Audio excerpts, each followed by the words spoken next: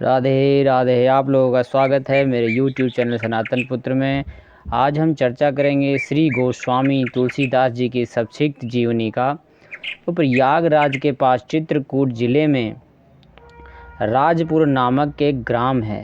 वहाँ आत्मराम दुबे नाम के एक प्रतिष्ठित सरयूपरायण ब्राह्मण रहते थे। उनकी धर्मपत्नी का नाम हुलसी था। संवत 1554 की श्रवण शुक्ल सप्तमी के दिन अभुक्त मूल नक्षत्र में इन्हीं भाग्यवान दंपत्ति के यहाँ 12 महीने का गर्भ में रहने के पश्चात गोस्वामी तुलसीदास जी का जन्म हुआ। जन्मते समय बालक तुलसीदास रोए नहीं, किंतु उनके मुख से राम का शब्द निकला। उनके मुख में 32 दांत मौजूद थे। उनका डील डोल 5 वर्ष बालक सा था।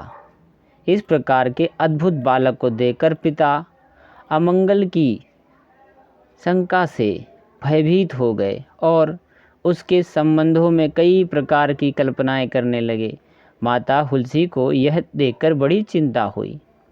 उन्होंने बालक के अनिष्ट की आशंका से 10वीं की रात को नवजात शिशु को अपनी दासी के साथ उसके ससुराल भेज दिया और दूसरे दिन स्वयं इस असार संसार से चल बसी।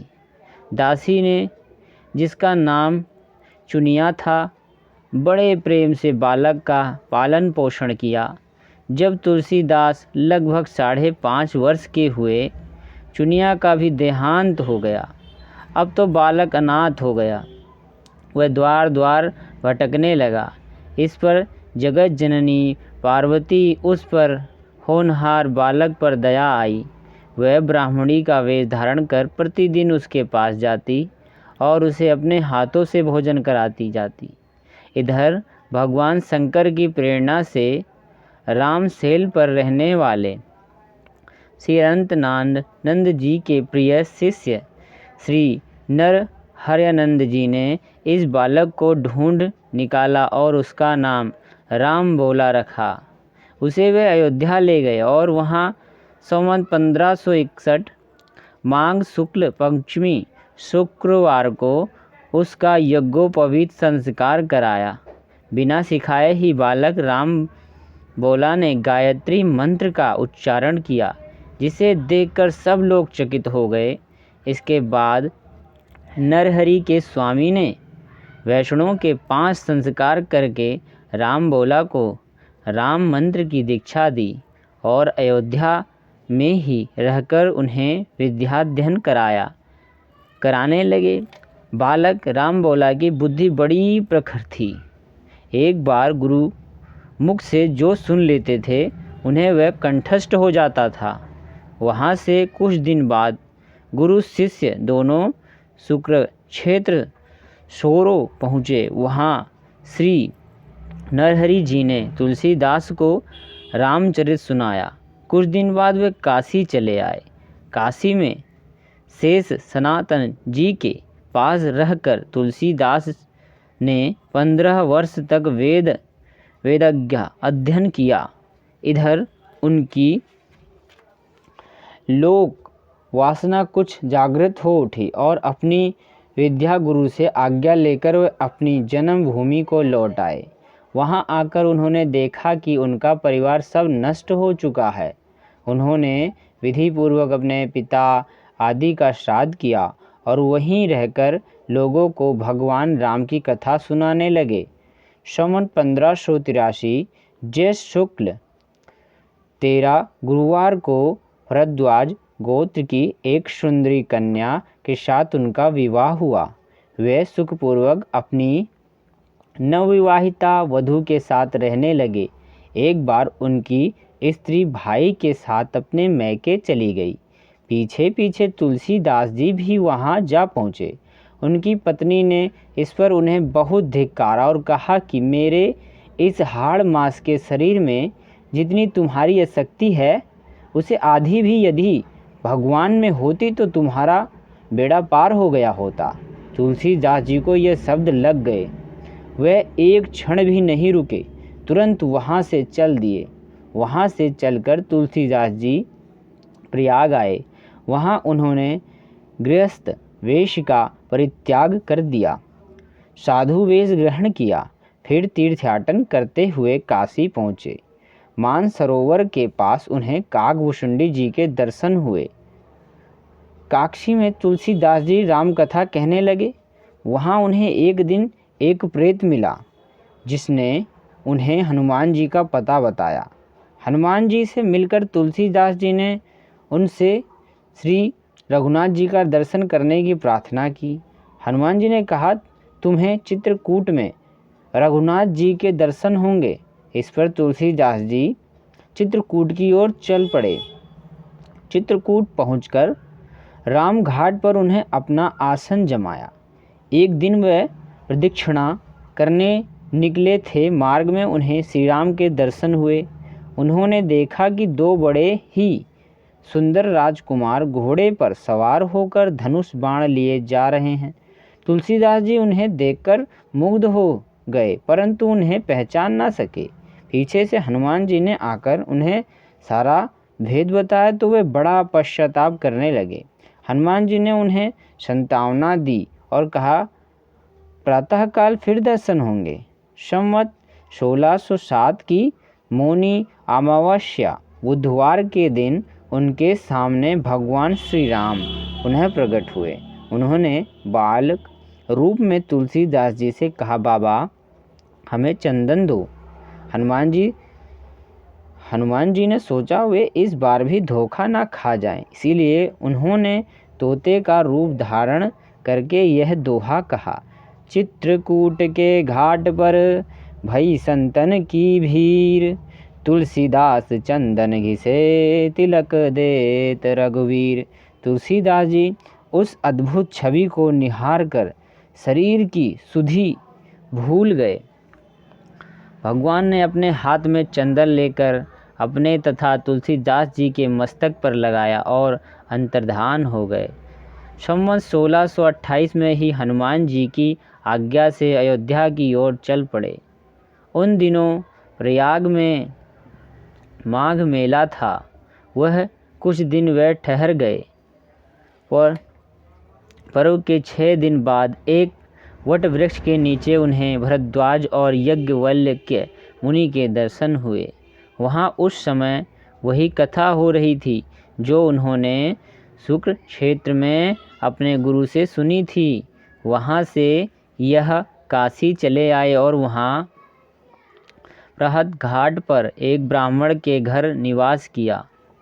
वहाँ उनके अंदर कवित्व शक्ति का स्फुरण हुआ और वे संस्कृत में पद्य रचना करने लगे, परंतु दिन में वे जितने पद्य रचते, रात्रि में सब लुप्त हो जाते। यह घटना रोज घटती। 8वें दिन तुलसीदास जी ने स्वप्न हुआ। भगवान शंकर ने उन्हें आदेश दिया कि तुम अपने भाषा में काव्य रचना करो। तुलसीदास जी की नींद उचट गई। वे उठकर बैठ गए। उसी समय भगवान शिव और पार्वती उनके सामने प्रकट हुए। तुलसीदास जी ने उन्हें साष्टांग। शिव जी ने कहा, तुम अयोध्या में जाकर रहो और हिंदी में काव्य रचना करो। मेरे आशीर्वाद से तुम्हारी कविता सामवेद के समान फलवती होगी। इतना कहकर श्री गौरी शंकर अंतर्ध्यान हो गए। तुलसीदास जी उनकी आज्ञा शिरोधार्य कर काशी से अयोध्या चले आए। संवत 1631 का प्रारंभ हुआ। उस साल राम नवमी के दिन प्रायः वैसा ही योग था जैसा त्रेता युग में राम जन्म के दिन था। उस दिन प्रातःकाल श्री तुलसीदास जी ने श्री रामचरितमानस की रचना प्रारंभ की। 2 वर्ष 7 महीने 26 दिन में ग्रंथ की समाप्ति हुई। संवत 1633 के मार्गशीर्ष शुक्ल पक्ष में राम विवाह के दिन 7 कांड पूर्ण हो गए। इसके बाद भगवान की आज्ञा से तुलसीदास जी काशी चले आए। वहाँ उन्होंने भगवान विश्वनाथ और माता अन्नपूर्णा को श्री रामचरितमानस सुनाया। रात को पुस्तक श्री विश्वनाथ जी के मंदिर में रख दी गई। सवेरे जब पट खोला गया तो उस पर लिखा हुआ पाया गया, सत्यम शिवम सुंदरम, और नीचे भगवान शंकर सही थी। उस समय उपस्थित लोगों ने सत्यम शिवम सुंदरम की आवाज़ भी कानों से सुनी। इधर पंडितों ने जब यह बात सुनी तो उनके मन में ईर्ष्या उत्पन्न हुई। वे दल बांधकर तुलसीदास जी की निंदा करने लगे और उस पुस्तक को भी नष्ट कर देने का प्रयत्न करने लगे। उन्होंने पुस्तक चुराने के लिए 2 चोर भेजे। चोरों ने जाकर देखा कि तुलसीदास जी की कुटी के आसपास 2 वीर धनुष बाण लिए पहरा दे रहे हैं। वे बड़े ही सुंदर श्याम और गौरवर्ण थे। उनके दर्शन से चोरों की बुद्धि शुद्ध हो गई। उन्होंने उसी समय से चोरी करना छोड़ दिया और भजन में लग गए। तुलसीदास जी ने अपने लिए भगवान को कष्ट हुआ जाना कुटी का सारा सामान लुटा दिया। पुस्तक अपने मित्र डोड मल के यहाँ रख दिया। इसके बाद उन्होंने एक दूसरी प्रति लिखी। उसके आधार पर दूसरी प्रतिलिपियाँ तैयार की जाने लगी। पुस्तक का प्रचार दिनों दिन बढ़ने लगा। इधर पंडितों ने और कोई उपाय न देखा। श्री मधुसूदन सरस्वती जी को उस पुस्तक को देखने की प्रेरणा की। श्री मधुसूदन सरस्वती जी ने उसे देखकर बड़ी प्रसन्नता प्रकट की और उस पर यह सम्मति लिख दी, आनंद कानने हर्षिम इंचिडंगस्तुलस्थितरूहाः कवितः मह इंजरी भाति राम भ्रमरभूषित। इस काशी रूपी आनंद वन में तुलसीदास चलता फिरता तुलसी का पौधा है। उसकी कविता रूपी मंजरी बड़ी ही सुंदर है, जिस पर श्री राम रूपी भवरा सदा मंडराया करता है। पंडितों को इस पर भी संतोष नहीं हुआ। जब पुस्तक की परीक्षा का एक उपाय और सोचा गया। भगवान विश्वनाथ के सामने सबसे ऊपर वेद, उनके नीचे शास्त्र, शास्त्रों के नीचे पुराण और सबके नीचे रामचरितमानस रख दिया गया। मंदिर बंद कर दिया गया। प्रातःकाल जब मंदिर खोला गया तो लोगों ने देखा कि श्री रामचरितमानस वेदों के ऊपर रखा हुआ है। अब तो पंडित लोग बड़े लज्जित हुए। उन्होंने तुलसीदास जी से क्षमा मांगी और भक्ति से उनका चरणोदक लिया। तुलसीदास जी अब अस्सी घाट पर रहने लगे। रातों को एक दिन कलयुग मूर्त रूप धारण उनके पास आया और उन्हें त्रास देने लगा। गोस्वामी जी ने हनुमान जी का ध्यान किया। हनुमान जी ने उन्हें विनय के पद रचने को कहा। इस पर गोस्वामी जी ने विनय पत्रिका लिखी और भगवान के चरणों में उसे समर्पित कर दी। श्री राम ने उस पर अपने हस्ताक्षर कर दिए और तुलसीदास जी को निर्भय कर दिया।